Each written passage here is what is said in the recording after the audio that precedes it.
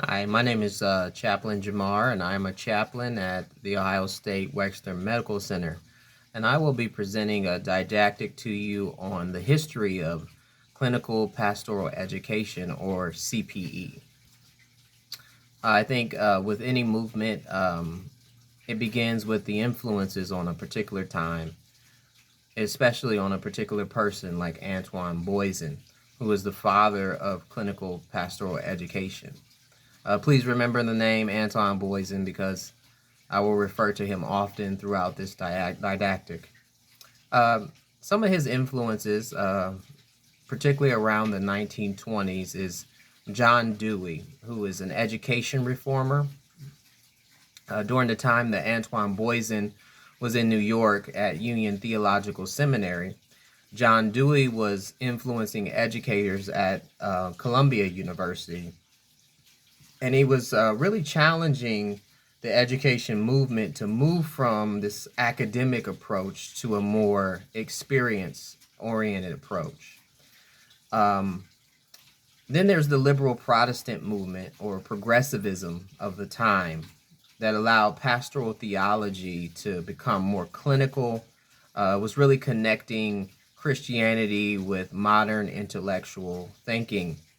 And this created an opportunity for pastoral theology to embrace psychoanalysis, or at least the father of psychoanalysis.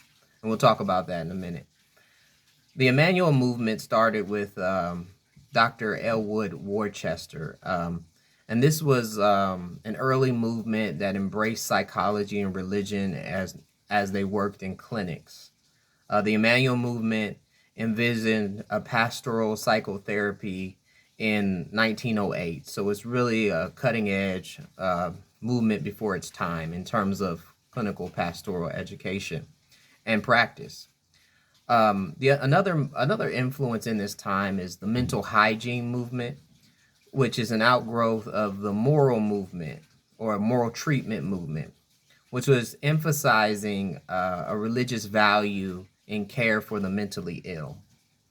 Finally, I think this movement is really colored by unethical, or this time is really colored by unethical experimentation. CPE is deeply connected to the eugenics movement because the founding director of Boston Psychopathic Hospital, Elmer Ernest Southern, was an American eugenicist. And the eugenics ideology really permeates the foundation of psychiatric hospitals where Antoine Boison had initiated his practice. So there's a lot of layered kind of connections between unethical experimentation and Antoine Boison's theory that we'll talk about a little bit throughout this. But why does this all matter? I think in terms of the clinical pastoral education movement, Dewey influences the social education component of CPE, or what we call today interpersonal groups. Protestant liberalism, it brings theology to the clinic and psychology to theology in its influence on CPE.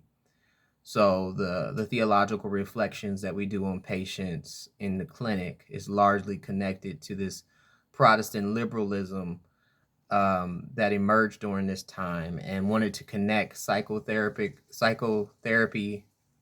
theories with theology, but also wanted to theologize in the clinic. The Emmanuel movement, again, a movement before its time, coming as a branch, as a movement out of liberal Protestantism. The Emmanuel movement envisioned pastoral psychotherapy a year before Freud arrives in America. We've mentioned Sigmund Freud. He's the father of psychoanalysis, but he brings psychological theory to theology in Protestant liberal theologians like Antoine Boison. Finally is the unethical experimentation that we mentioned of this movement and this time. Whether intentionally or unintentionally, it brings an objectifying nature to Antoine Bois's concept of the living human document, which we continue to use today. And there are many stages of CPE in terms of its theory and practice. The initial stage is Antoine Boison at Worcester State Hospital. And beneath his theory, he believes that within the mental crisis is a spiritual struggle. So he terms the patient the living human document, and he theologizes around their experience. In the second stage is Dr. Carl Rogers, who utilizes leaders in clinical pastoral training, which clinical pastoral education was called at the time.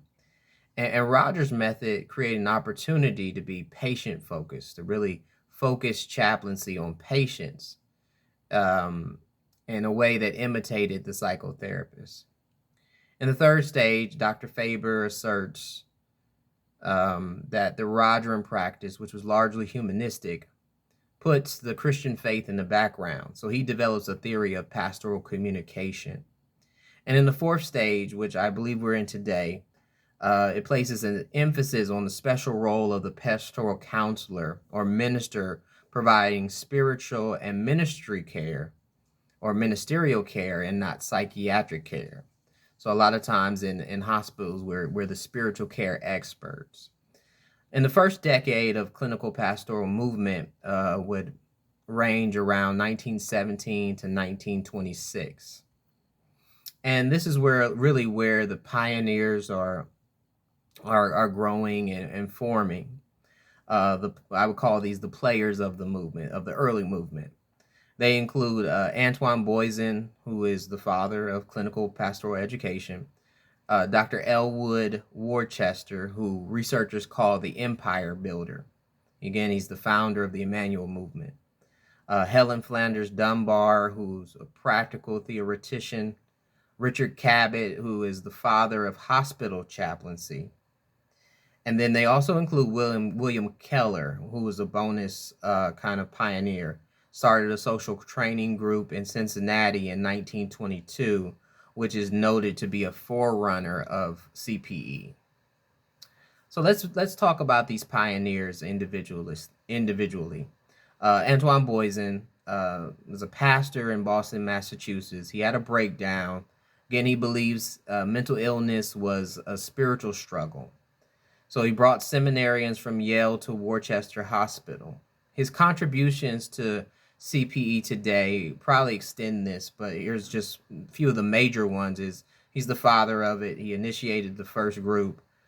He brings to us this concept of the living human document, and he establishes pastoral care in psychiatric institutions.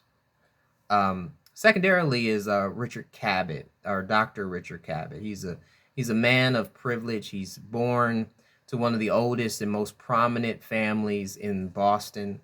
He's a Harvard College and medical school graduate. He's actually the father of medical social work and hospital chaplaincy. His contribution, for those of us who love verbatims, he actually he contributes to the creation of the verbatim and the utilization of the verbatim within clinical pastoral education. He encourages Boison to use this method in the study of persons with disorders, but also in the education and teaching methods. He also uses his privilege to facilitate Boison's appointment at Worcester, which is where the first CPE movement is initiated. Now we'll move to what we're calling the second decade of clinical pastoral movement, which is 1927 to 1936. Again, this is the time where Reverend Elwood Worcester, the initiator of the Emmanuel movement, he's located in the Emmanuel Church in Boston. He's theologically trained. He holds a PhD in psychology, and he's also Antoine Boison's counselor.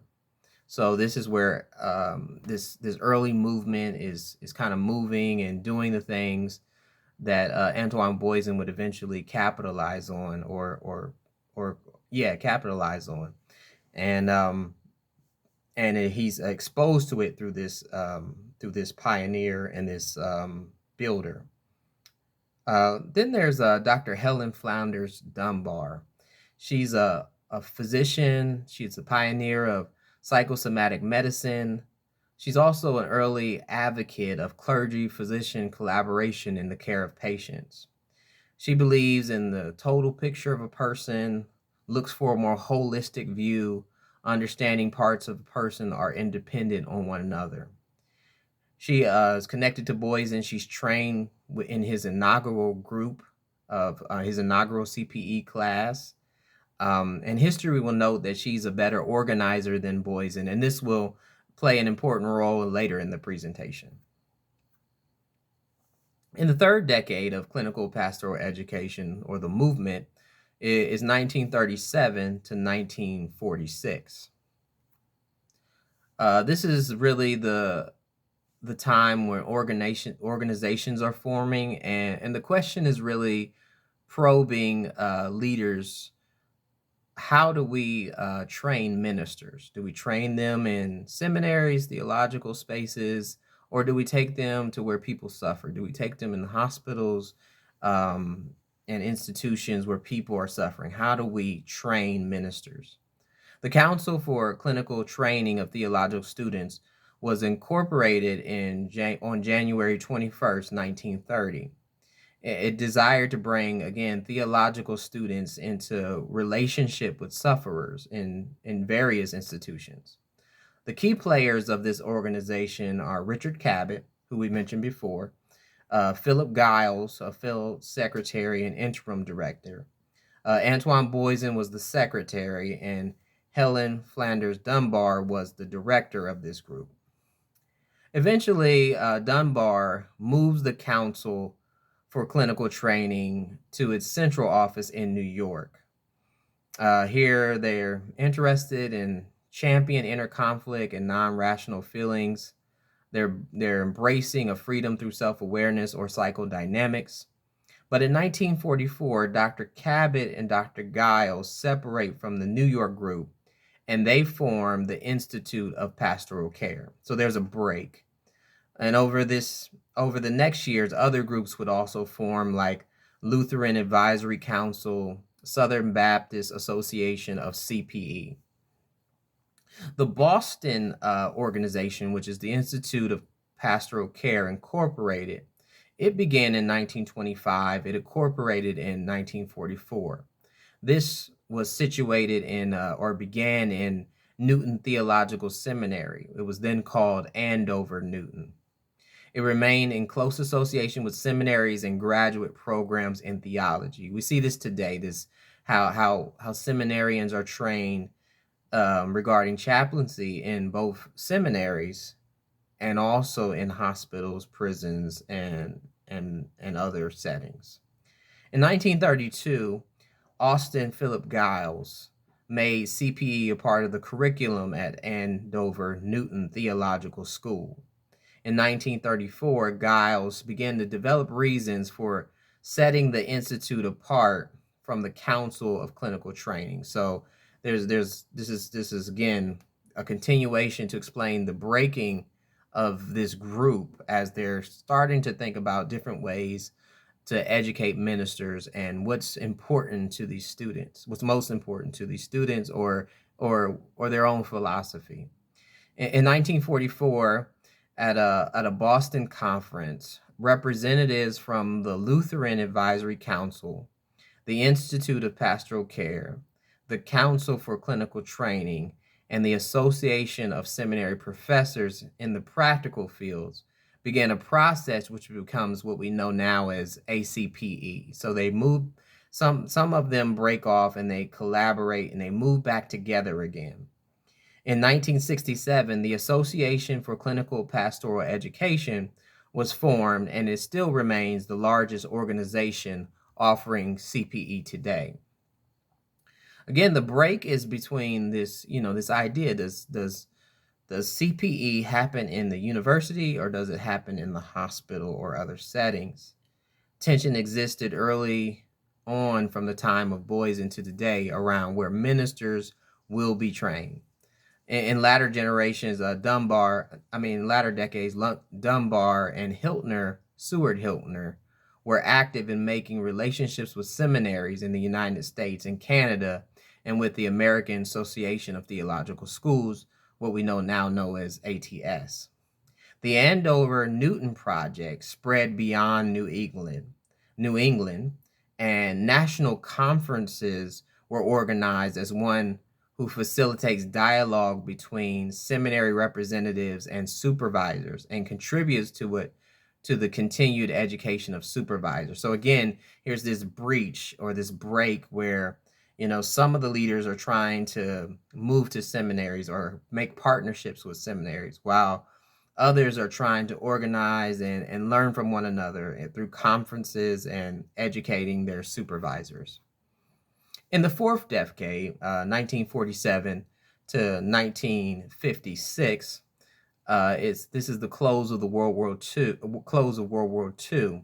Chaplains wanted to advance their education in psychology, theology, and pastoral care.